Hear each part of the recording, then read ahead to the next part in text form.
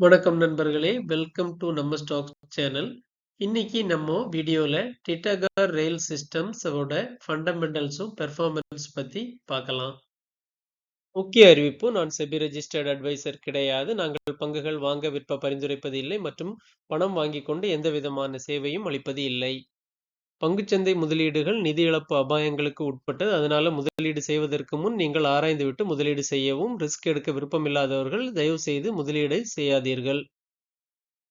நண்பர்களே, டிட்டாகர் ரயில் சிஸ்டத்துடைய main business என்னன்னு பார்த்தீங்கன்னா, வேகன்ஸ் தயாரிக்கிறது. ரயில்வே துறைக்கு தேவையான வேகன்ஸ். வேகன்ஸ்னா என்ன? பாரம் சுமக்கக்கூடிய பெட்டிகள். இப்போ குட்ஸ் ஒரு இடத்துல இருந்து இன்னொரு இடத்துக்கு கொண்டு போறாங்க இல்லையா? ரயில் மூலமாக. மெயினா பார்த்தீங்கன்னா, இந்த மணல், அதுக்கப்புறமா கோல், நிலக்கரி போகுது, ஆயில் போகுது. அப்புறமா மக்களுக்கு தேவையான பொருட்கள், கார்கள், இது மாதிரி எவ்வளவோ விஷயங்கள், மிலிட்டரி தளவாடங்கள், இதெல்லாம் ஒரு இடத்துல இருந்து இன்னொரு இடத்துக்கு போவதற்கு ஒவ்வொன்றுக்கும் ஒவ்வொரு விதமான பெட்டிகள் தேவைப்படும் இல்லையா? அந்த மாதிரிப்பட்ட பெட்டிகள தான் இவங்க மெயின் பிசினஸா பண்றாங்க. இதுல பார்க்குற நீங்க எல்லாமே அதனுடைய வித்தியாசமான பெட்டிகள் தான். ஃபிளாட் வேகன்ஸ், ஹாப்பர் வேகன், டேங்க் வேகன், பாக்ஸ் வேகன், அப்புறம் கார்கள் கொண்டு போகக்கூடிய ஆட்டோமொபைல், கவர்டு வேகன், ஸ்பெஷல் பர்பஸ் வேகன், பிரேக் வேன்கள், இது எல்லாமே இவங்க தயாரிக்கிறாங்க. அதாவது குட்ஸ் ரயில் பெட்டிகள் மட்டும் இல்லாம, டிட்டகார் ரயில் வந்து பயணிகள் பெட்டிகளும் செய்றாங்க. 2015ல இவங்க இட்டாலியன் கம்பெனியான ஃபயர்மாவ வந்து என்ன பண்ணியிருக்காங்கன்னா, அக்விசிஷன் பண்ணியிருக்காங்க. அது அங்க இருந்து அவங்க high speed, semi high speed, double decker, அ எ எலக்ட்ரிக்கல் மூவர்ஸ், மெட்ரோ ட்ரெயின்ஸ் இது போன்ற இதுகளுக்காக இட்டாலியில இருந்து இவங்க இந்த மாரி பெட்டிகள் தயாரிச்சு அங்க உள்ள நாடுகளுக்கு யூரோப்புக்கும், இட்டலிக்கும் சப்ளை பண்ணிட்டு இருக்காங்க. பெட்டிகள் தயாரிப்பது மட்டும் இல்லாம, புரொபல்ஷன் அண்ட் எலக்ட்ரிக்கல் எக்யூப்மென்ட்ன்னு ஒரு தனி டிவிஷன் வச்சிருக்காங்க. அதாவது ட்ரெயின் இழுத்து கொண்டு போகக்கூடிய அ புரொபல்ஷன் சிஸ்டம். அதாவது மோட்டார்ஸ், ட்ராக்ஷன் மோட்டார்ஸு, அதுக்கு தேவையான பவர் சப்ளைக்கான எலக்ட்ரானிக்ஸ் பாகங்கள், ட்ராக்ஷன கன்வெர்ட்டர்ஸ், பவர் எலக்ட்ரானிக்ஸ், அது சம்பந்தமான ஹார்ட்வேர், சாஃப்ட்வேர், அப்புறம் ட்ரெயின் வந்து கண்ட்ரோல், மானிட்டர் பண்ணுவதற்கான எலக்ட்ரானிக் உபகரணங்கள். இதையும் இவங்க ஒரு தனி டிவிஷனா வந்து தயாரிச்சுட்டு வர்றாங்க. அது மட்டுமல்லாமல் ரெயில்கள் சம்பந்தமான உதிரி பாகங்கள், காம்போனன்ட்ஸ், அதாவது ஃபோர்ஜ்டு வீல், அதாவது வீல் வீல் சக்கரங்கள், ரயில் சக்கரங்கள், அதுக்கு தேவையான போகிகள், கப்ளர்கள், டிராஃப்ட் கியர், அப்புறம் அந்த லோகோமோட்டிவ் ஷெல், அதனுடைய நம்ம வெளியில பார்க்கக்கூடிய அந்த டிரைவர் பெட்டியெல்லாம் இருக்கு இல்லையா? கேபின்ஸ் அது. அப்புறம் தண்டவாளங்கள்ல கிராசிங் பண்ணக்கூடிய இடத்துல உபயோகப்படக்கூடிய கிராசிங் தண்டவாளங்கள், இதெல்லாம் கூட இவங்க செய்றாங்க.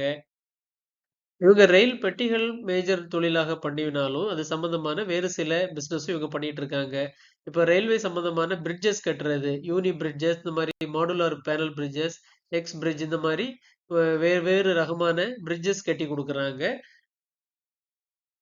மற்றும் இவங்க கப்பல் துறைக்கு தேவையான ஃபியூவல் பார்ஜ், அதாவது விமானம் தாங்கி கப்பல்களுக்கு ஃபியூவல் நிரப்பக்கூடிய பெரிய வகையிலான கண்டெய்னர்கள் செஞ்சு குடுக்கிறது. டக் போட்டுகள், லைஃப் போட்டு, அப்புறமா அந்த கப்பல்களை இழுத்து விடக்கூடியமான சிறிய வகை போட்டுகள், அப்புறம் ஆராய்ச்சியில் ஈடுபடக்கூடிய படகுகள், இதெல்லாம் கூட இவங்க செஞ்சுட்டு இருக்காங்க.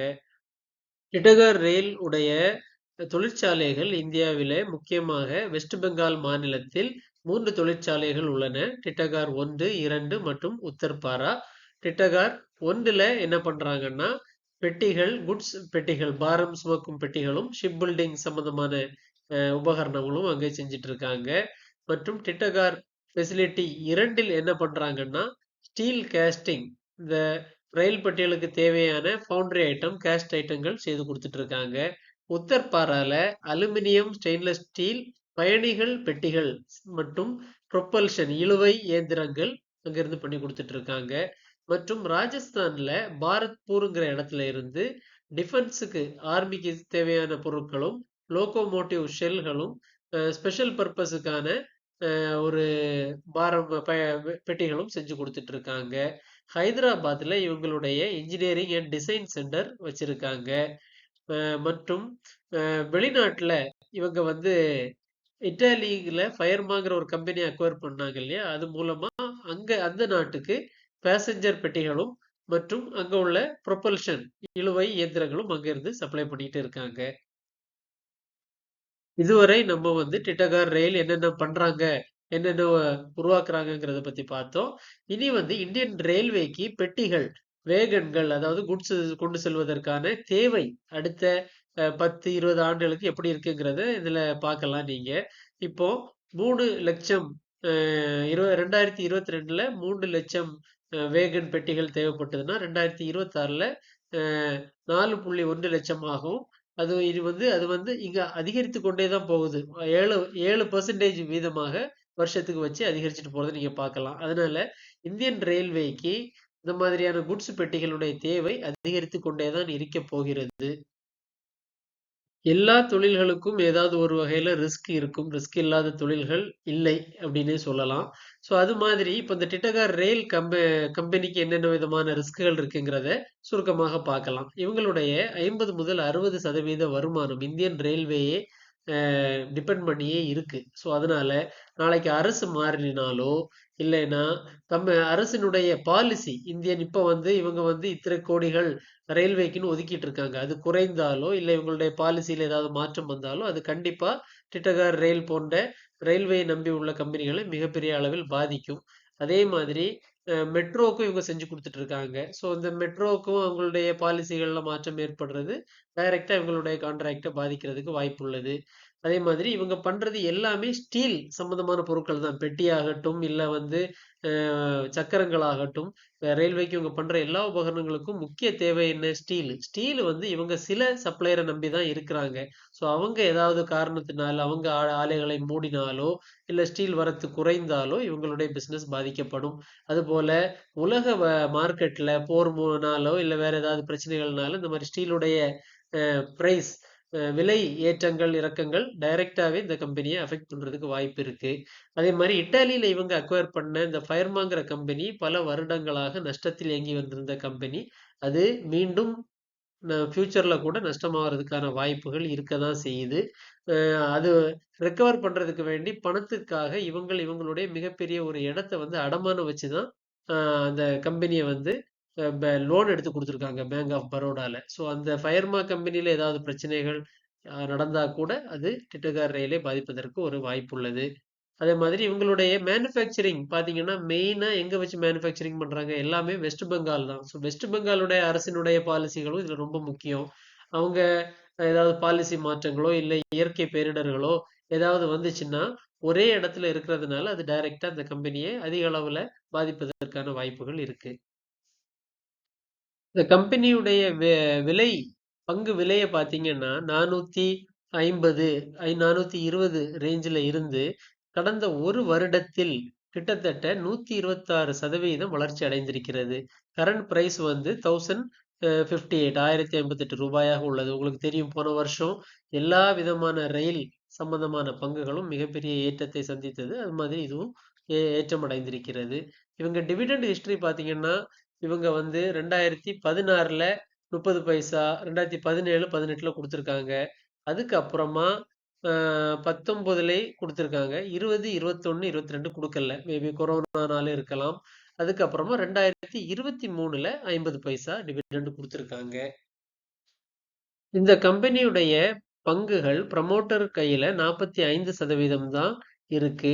பாக்கி மிகப்பெரிய அளவு அதாவது ஒரு 17% எஃப்ஐஐஸ்டையும் 28% டிஐஐஸ்டையும் பாக்கி உள்ள 10.5% பப்ளிக் கையிலயும் இருக்கு. இவங்களுடைய பிஇ வேல்யூ பார்த்தீங்கன்னா 66.47ஆக இருந்து வருகிறது. இது வந்து அதிக பிஇ. செக்டார் வைஸா அது ரயில்வே செக்டாருடைய செக்டார் பிஇயே 45 அதை விட ஜாஸ்தியாக இருக்கிறது. அது மாதிரி பிரைஸ் டு புக் ரேஷியோ பார்த்தீங்கன்னா அதுவும் 14 மடங்கு அதிகமாக இருக்கிறது. புக் வேல்யூ ஷேருடைய வேல்யூ ரூ. 71 தான். ஆனா அதனுடைய பிரைஸ் கரண்ட் ஷேர் பிரைஸ் வந்து 1060 1079ஆக இருந்து வருகிறது. கடந்த 5 வருடம் இவங்களுடைய விற்பனை ப்ராஃபிட் டேட்டா பார்த்தீங்கன்னா, சேல்ஸ் வந்து ஏற்ற இறக்கங்களை சந்தித்து உள்ளது. இப்போ வந்து இந்த வருஷம் கடந்த வருடம் நல்ல ஒரு சேல்ஸ் காட்டியிருக்காங்க. அது மாரி ப்ராஃபிட்டுமே பார்த்தீங்கன்னா, நெகட்டிவ் லாஸ் ஆயிட்டு 21ல, 22ல 0மாக இருந்து இந்த வருடம் 147 கோடிகள் நல்ல ஒரு லாபத்தை காமித்திருக்கிறார்கள். இந்த மாரி இந்த கம்பெனி வந்து அவங்க வந்து கடனையும் வந்து 1 0.02ல இருந்து 0.26ஆ குறைச்சிருக்காங்க.